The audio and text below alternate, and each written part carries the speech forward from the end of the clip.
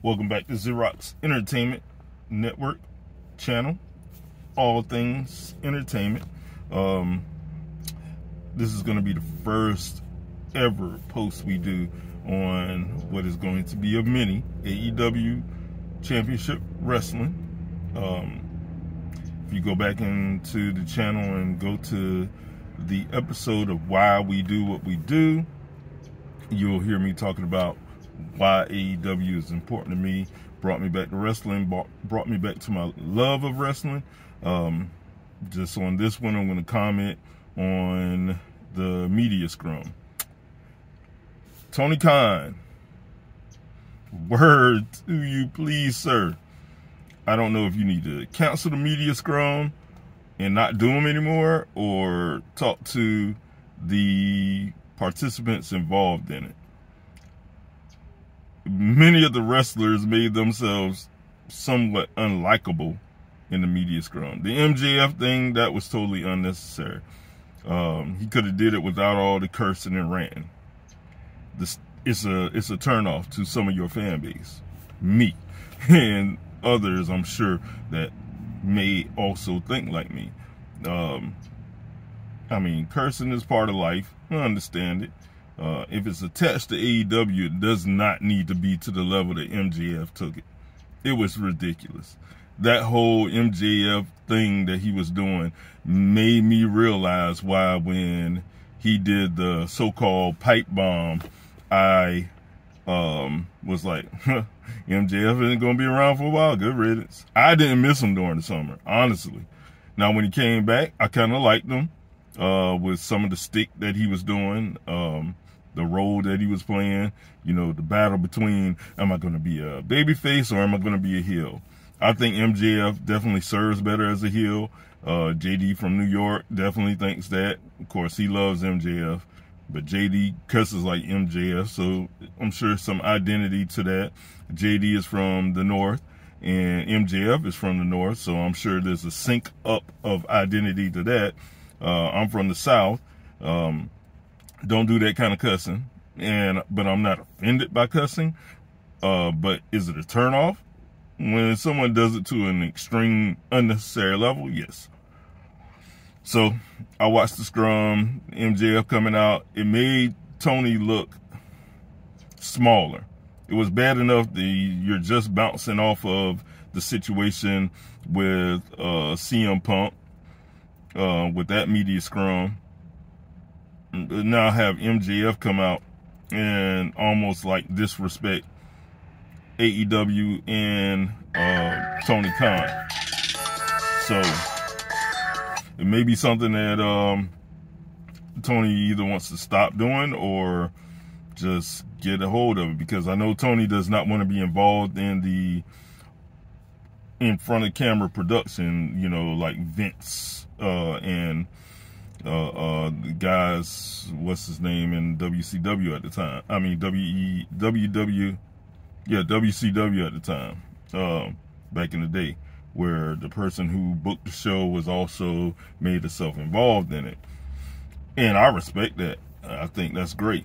But I think when you do the media scrum, Tony, you need to get a hold of it. It is a turnoff, and the wrestlers make you look small. And I'm not saying they need to make you look big, but they definitely don't need to make you look small. And it was two incidences that made Tony Khan look small in this media scrum. It was the MJF just coming out the back, cussing everybody out, blah, blah, blah, blah, blah. You know, you can be a heel, be unlikable, but not be a turnoff. I mean, Ric Flair was the greatest of them all. He is the greatest of them all. Ric Flair, I did not like Ric Flair as a youngin'. Didn't like Ric Flair at all. But I respected the heck out of him, and I ended up loving him as a heel. I loved to hate him. You know, he said he was one of the dirtiest around, and he proved that point. So that's one thing. The other thing that made Tony look small was when the tag team champions the Acclaim came out and just stuck the picture right in front of Tony's face. That was disrespectful looking. It made Tony look small. And it's too much of that stuff where they're making Tony look small. And it shouldn't happen.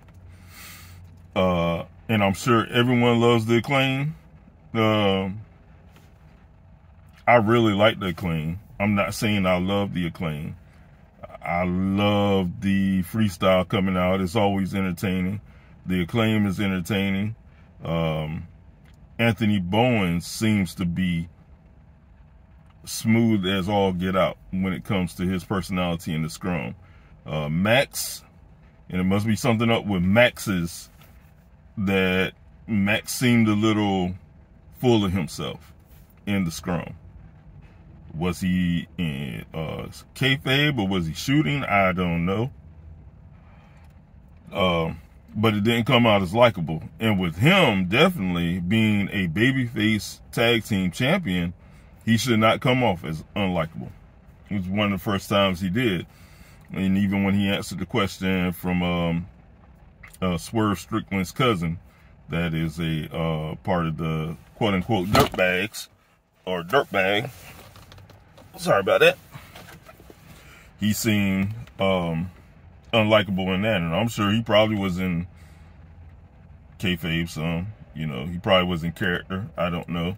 But it didn't come off as well, you know, for a babyface tag team. Anthony Bowens, smooth, all of that. He wasn't the one that put the poster in front of Tony's face, or the picture in front of Tony's face. I just thought it was totally disrespectful. And it looked more like heelish. So are they going to be a heel? Is there going to be a heel turn? Let us know in the future, you know, parts that you do. Yeah. So this is me reporting this on the Scrum. I'm shooting. You know, this isn't, most of my posts on AEW is going to be kayfabe. I'm not going to get into personal stuff. When I do, it's going to be a shoot.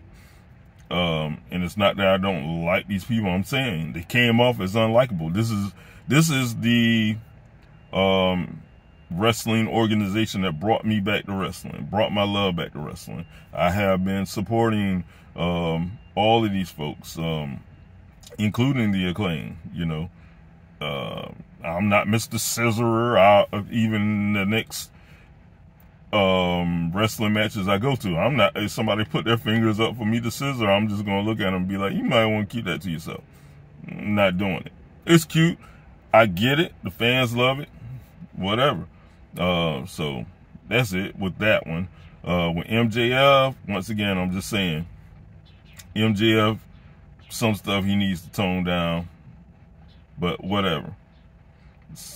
There are fans that just absolutely love him. I'm not one of those. I don't hate him. I don't love him. I'm not going to hate almost anybody in AEW. There are some people I'll be like, well, we can definitely do without them. CM Punk might be one of them. I don't know. Like I said, I liked CM Punk when he came to AEW because everybody was all CM Punk. So I was like, this dude must be good. I missed that whole CM Punk. I never did WWE other than during the time of Rock and Stone Cold. And now I catch the YouTube clips of the Bloodline because that is the most entertaining wrestling bit in decades. It's just absolutely wonderful, especially with Sami Zayn. That was a perfect combination, chemistry, everything 100. But of course, this is about AEW. So, MJF, you know, even with the, and remember, I said that I'm not going to throw my Christianity in your face, but Christianity, me being a Christian, is part of who I am. So this has nothing to do. Fans can love it all they want to. Any fans that's Christians that's loving the whole part about I'm Satan and these are my Satan worshipers or whatever, and they're cheering, yeah, man, I'd be in the crowd like, okay, nope, not going there, never ever, not me.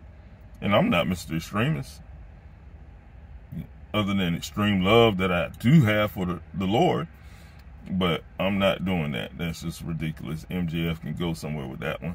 And any fans that want to partake in that, y'all go for it. I'm not even faking kayfabe and none of that stuff. No, not me. So anyway, MJF, he's good. He's very good. He's not as good as everybody's cracking him up to be.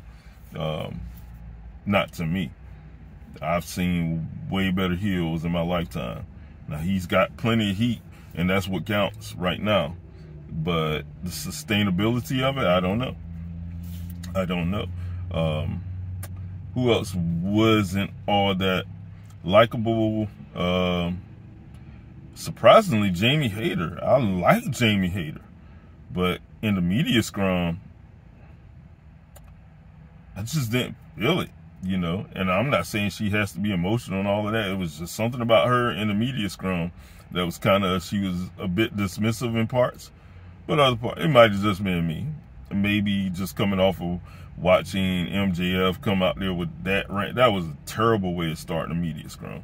Terrible. They could have saved MJF for the last. It would have made the whole media scrum more like enjoyable. But it made it totally unlikable. And I'm sure Ross and Fightful and JD and all of them might have loved it, you know.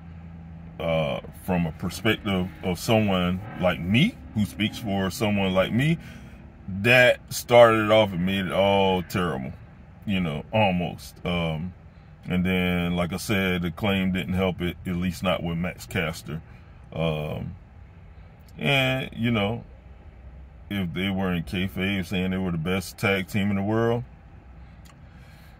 I mean, in kayfabe, sure, you have to say it and believe it because you're the AEW champions. If they were, you know, coming from the heart shooting, whoo, homies, you guys are the hottest tag team in AEW. And being that you're the hottest tag team in AEW, you're probably one of the hottest in wrestling. It'd be hard to take it from the Usos right now as far as heat, because of the whole thing going on with the bloodline and Sami Zayn. But you guys are the hottest. The best, if you were coming straight from the heart, you guys aren't the best in AEW right now. I could think of at least, I can probably say a few of them, but I don't want to come off as a hater. You guys are totally enjoyable and I love it. The Claim every Wednesday, that's wonderful. That whole gimmick. Now, MJF putting himself over AEW, that's another thing. That's disrespectful to the company. It doesn't help the company out. Tries to make him say he's bigger than the company. I don't like that feeling. I don't like that feeling. It almost feels like one of those we're going off the rail things, kind of what we just felt with CM Punk. And I started feeling some of that stuff with Punk before it happened with the media scrum. But whatever. Not coming down, like I said, not throwing hate bombs at anybody. This is real critique. But every Wednesday. But one tag team that for sure is better than every tag team in AEW and probably in wrestling, and that's freaking FTR. FTR is the best tag team wrestling team that's out there, and eventually may come down to that they will eventually possibly be the best wrestling team in history. Those two work. Those two put it in. Those two are super enjoyable. They're good on the mic, the stick, whatever you want to call it, with the promos, and there are top guys in that ring. They make their opponents look great, for real. The thing with Acclaim, and I'm sure they're working on it, and they have jumped leaps and bounds from when they first were put together. But it's one thing that you're great. It's another thing that you are great and you make the other teams great. And I'm not saying they don't do. I'm not that wrestling guy where I think I know better than everybody else. But what I do know is that FTR makes everybody look great. everybody. So when FTR and the Acclaim hook up, I hope they save it. Because when they wrestle, I want FTR to get those belts. But I know the Acclaim probably are going to have those belts for another 3-6 months, you know. But when they wrestle, I want FTR to get those belts. I want to see FTR carry every belt that they got. The ones that they're carrying now, the 3, and then the AEW, which would be the top of the charts belt. I want that to happen. Is it going to happen? I don't know. I'm just shooting. That's what I want to see happen. And those two will make each other look great. Now, if they have it set where the first match they don't win and then they come back at a later date and they do, excellent. FTR needs to be the next tag team champions whenever that happens, and they need to have all the belts, almost like Kenny Omega when he had the belt collector thing going on, which was one of the best storylines out there. Kenny Omega won me over with that one. Him and that crazy behind Don Callis. I love that whole gimmick with him being the belt collector, which made him one of the best wrestlers that year, if not the best wrestler. So the other parts of the Scrum, who else came out? Tony Storm came. No, not Tony Storm. That was Jamie Hayter. Oh, Saraya. Saraya, you can see why she is who she is. She is the ultimate professional. She knows how to handle herself in front of the camera and all of that. Maybe Tony's got to put his top people through some media training or something like that, where when they do a scrum, I'm not talking about when they get interviewed on Hey AEW or anything like that. I'm talking about when they do a scrum and they're representing AEW on a scrum or something like that. Maybe he needs to have a media specialist come in and work with all of them on it, or the ones that need it at least. But Saraya, her scrum was great. It was touching touching on certain parts. It was very respectful to the company and all of that. Oh, another thing before I go on with that, I need for any of the women to stop saying that they're going to elevate the women's division. Because if you keep on saying it, you're going to keep on saying, okay, it's not where it needs to be. That stuff will go without saying to the fans. You see how Saraya was totally complimentary of the women's division in this interview. You know, talking about how great it was, how wonderful it was working with Britt, and all of that. It was a wonderful interview with Saraya. I was glad to see that it helped elevate the whole scrum. The other person who, if he can become, and he's getting there, if he can become better with his promos, and he's getting there, and I know he's going to get there because he has a dad who was a great actor, and that's Jack Perry. His interview, excellent, hit all the right notes in the scrum. It was just good. He jumped into his character for a bit when he was talking about Luchasaurus a bit, but he also jumped out when he was kind of talking about the background, you know, which I never knew about. I'm sure there were some other fans that never knew about, or maybe don't even know about, because they may not go deep into YouTube or any of the dirt sheets to find out about how they became friends and their background. Like, I didn't know that he and Luchasaurus were in the same wrestling school, and also Miro was in there, which, man, I hope they bring Miro back soon and give him a great storyline. Miro, to me, was the best TNT champion that they've had. You know, the whole Redeemer thing was great. You almost need to see Miro take the belt from MJF eventually, and also Miro in a storyline against the House of Black. You know, he's going there to redeem everything. We need to see that. That would be excellent. But, you know, it happened however it needs to happen. Who else was in the media scrum? Anybody else that was very likable? Not even thinking too much. Jack Perry stood out. Sarai stood out. And Jamie Hayter was kind of, and I love Jamie Hayter, but her scrum was kind of, and like I said, it might be because of the tone that the others set, especially MJF. Because Tony Khan does not need to look like he's a little boy, fanboy, or what the MJFs call him, a mark, and all of that. He doesn't need to look that way when he is the reason why it's there. Which is funny because the little after thing I saw on YouTube when MJF was talking about it, kind of bragging about Tony on that. So just that scrum, he didn't need to do that. Other stuff, sure. That scrum and then all that ranting, cussing, and all of that. No, it wasn't him that went at Will. That was the Acclaim. So anyway, we might be able to cancel the scrums. I don't know. This video got way longer than I thought.